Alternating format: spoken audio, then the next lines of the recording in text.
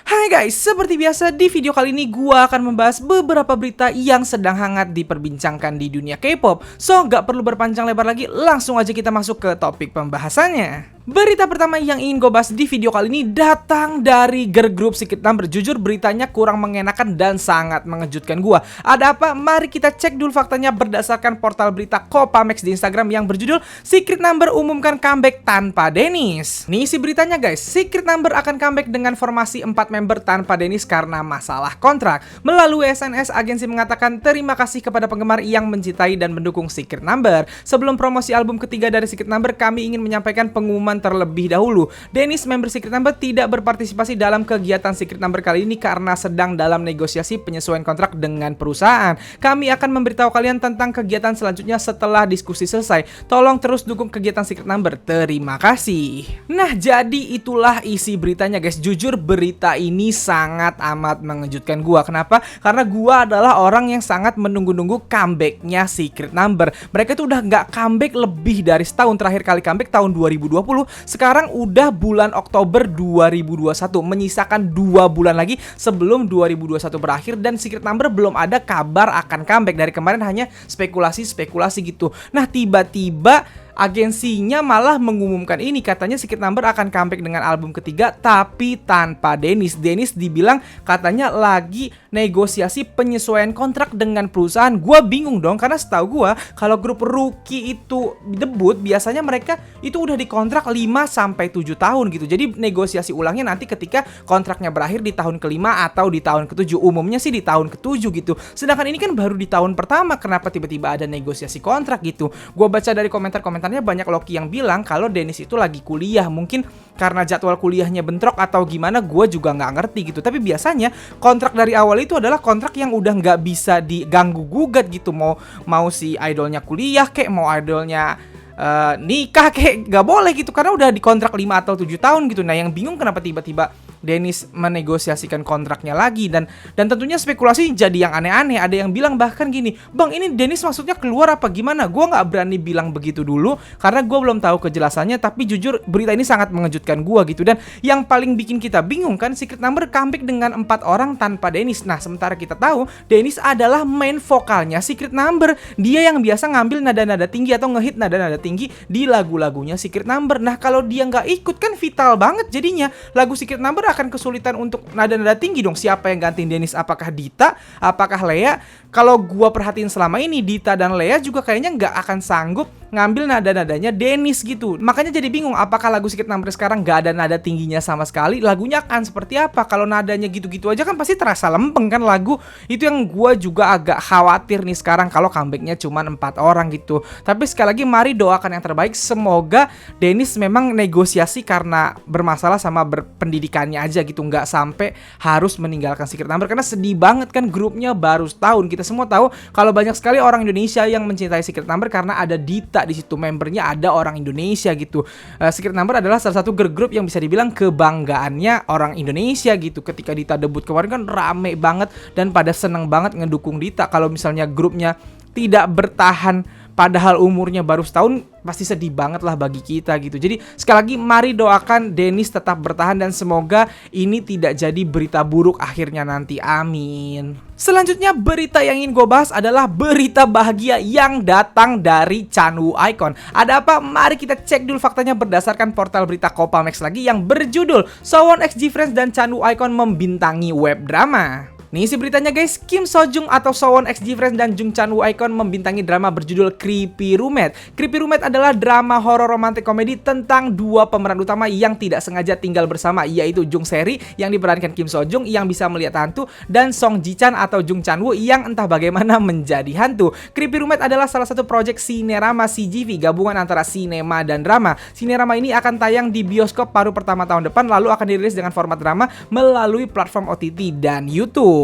Nah, jadi itulah isi beritanya guys. Yap, gue yakin ini jadi berita yang sangat membahagiakan bagi para iconic fansnya Icon. Kenapa? Karena dari dulu banyak banget iconic yang pingin Chanwoo ngedrama lagi atau main drama lagi atau comeback acting lagi. Karena Chanwoo dulunya sebelum debut sama Icon adalah aktor cilik. Dia terkenal 2 kali memerankan masa anak-anak atau masa mudanya Lee Min Ho, di BBF sekali, di The Hair sekali. Dan sepengingatan gua, Chanwoo itu terakhir main drama tuh di The Hairs. Koreksi kalau gua salah ya iconic. Seingat gua drama terakhirnya Chanwoo ya The Hairs gitu. Abis dia debut sama Icon dia nggak ngedrama lagi. Dan akhirnya sekarang pecah telur, Chanwoo kembali ngedrama. Gue yakin sekali lagi banyak banget yang seneng. Dan nggak tanggung-tanggung dia bermain atau beradu acting dengan Sowon x G-Friend. Dramanya horor romantis, berarti nanti akan ada adegan romantis antara Chanwoo dan juga Sowon. Wow, mantap sekali. Chanwoo sekalinya comeback drama langsung sama Sowon x G-Friend. Dan yang lucu di sini dia memerankan hantu.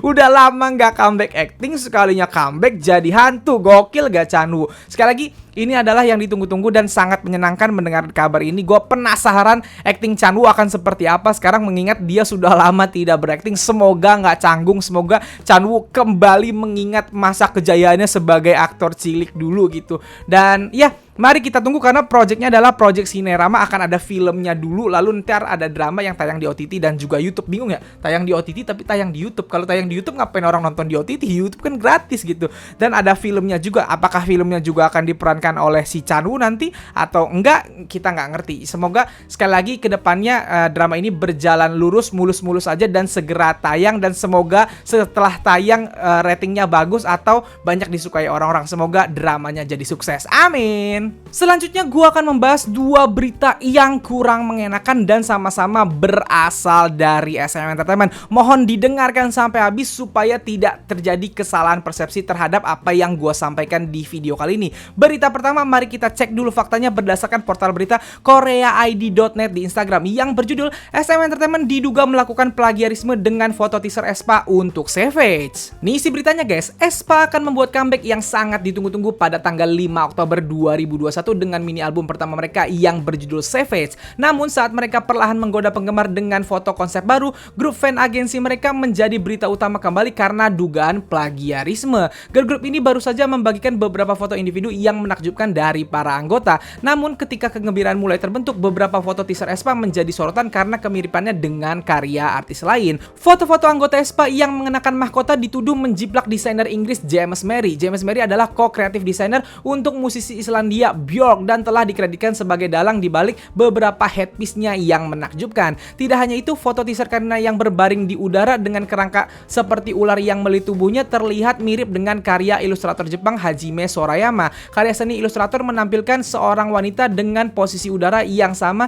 dengan robot yang tampak melilit tubuhnya. Ini bukan pertama kalinya aespa dan SM Entertainment terkena tuduhan plagiarisme. Lagu debut girl group Black Mamba juga disebut-sebut karena dugaan plagiarisme setelah netizen melihat banyak kesamaan antara video musik aespa dengan karya seniman visual Jerman Timo Helgert. Nah, jadi itulah berita pertama dari SM Entertainment yang ingin gue bahas di video kali ini guys. Jadi kan aespa ini akan segera comeback dengan mini album pertama mereka Savage. Comeback yang jujur sangat amat gue tunggu-tunggu. Nah, sekarang SM Entertainment itu udah sibuk ngerilis teaser-teaser foto untuk comeback mereka ini. Nah, di tengah ngerilis foto-foto ini, tiba-tiba SM Entertainment mendapatkan tuduhan plagiarisme. Yang pertama adalah foto-foto teaser aespa yang menggunakan mahkota yang disebut-sebut plagiat karya desainer asal Inggris James Mary. Kalian bisa lihat sendiri fotonya, memang terlihat mirip konsepnya, sama-sama muka dikasih garis-garis mahkota gitu. Dan jujur ngelihat ini gue bingung, dibilang gak plagiat tapi memang mirip banget konsepnya. Dibilang plagiat, kita nggak tahu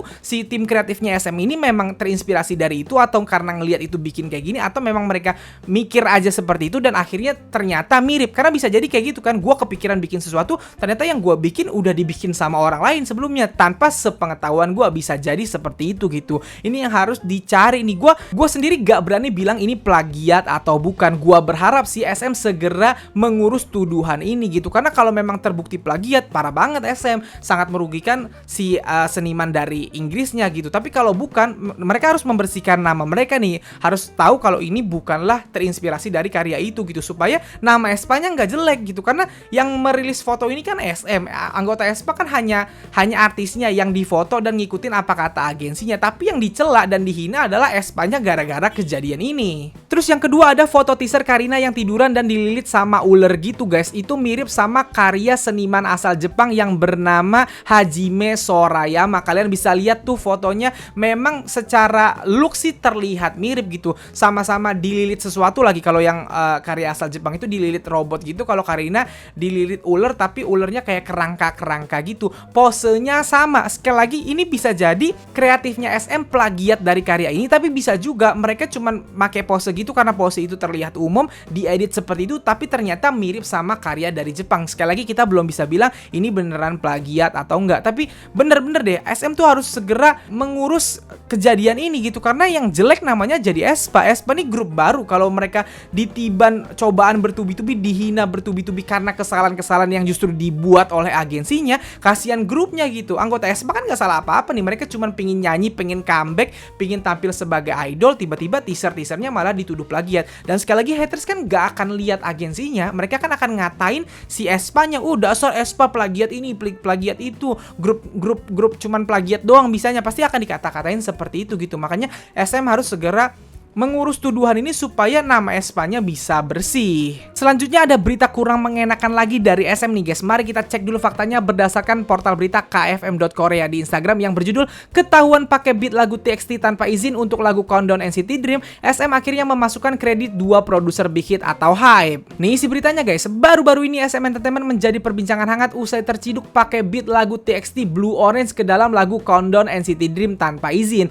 SM diketahui memasukkan kredit 2 produser big hit Slow Rabbit dan Supreme Boy usai masalah ini ramai dibahas netizen Korea maupun internasional, lebih tepatnya 5 bulan setelah lagu Countdown dirilis. Hal tersebut sangat disayangkan mengingat SM adalah agensi raksasa yang seharusnya lebih teliti dan menghargai karya orang lain dan hak cipta. Sementara itu, hingga kini SM Entertainment belum angkat bicara soal tuduhan plagiat kepada 2 produser big hit tersebut. Nah, jadi itulah isi beritanya guys. Berita ini sangat rame hari ini di portal berita kfm.korea sendiri, komennya udah sampai 1000, sedangkan di portal berita Pencave berita ini sudah dikomen 7000 orang lebih. Bener-bener mengguncang atau bener-bener rame nih berita ini karena bingung sama SM Entertainment. Mereka di sini ketahuan menggunakan beat dari lagunya TXT tapi tidak mencantumkan kredit untuk produser dari big hit gitu. Awalnya ketahuan sama netizen doang, terus netizen ngecek lagunya NCT Dream tidak ada mencantumkan produser dari lagunya TXT, produser dari big hit gitu.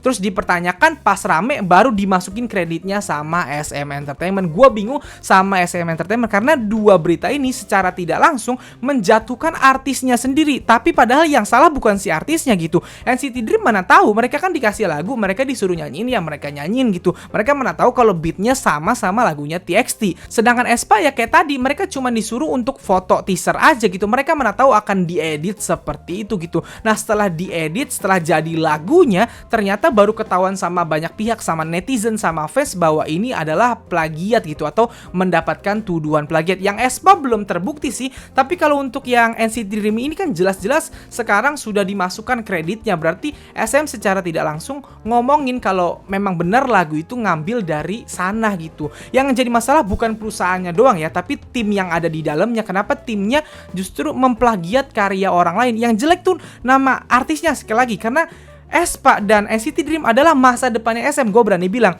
NCT Dream walaupun dari generasi 3, umur anggotanya itu seumuran sama grup-grup dari Gen 4. aespa adalah grup terbaru mereka yang baru banget mau nanjak namanya gitu. 2 grup yang harusnya namanya bener-bener dibangun sama SM dengan baik, tapi malah kena berita-berita yang gak penting kayak gini. Berita-berita yang justru menjatuhkan nama 2 grup ini, dan gue kasihan melihatnya gitu. Kalau kejadian seperti ini tuh terulang-ulang terus, yang akan jelek adalah nama artis-artis dari SM Entertainment. Fans-fansnya artis SM yang ngebelain biasnya tentunya juga akan malu sendiri gitu. Akan jadi buah si malakama, akan jadi roda yang semakin besar kalau tidak segera diklarifikasi sama SM Entertainment-nya dan tidak diubah sistemnya sama SM gitu. Karena plagiarisme itu adalah sesuatu yang sangat fatal di dunia seni gitu. Gua berharap sih hal-hal ini segera selesai dan mohon fans atau siapapun yang kesel sama apa yang dilakukan SM ini jangan serang artisnya gitu. NCT Dream sama aespa-nya nggak salah apa-apa, mereka cuma artis yang ngikutin apa kata agensi. Yang memang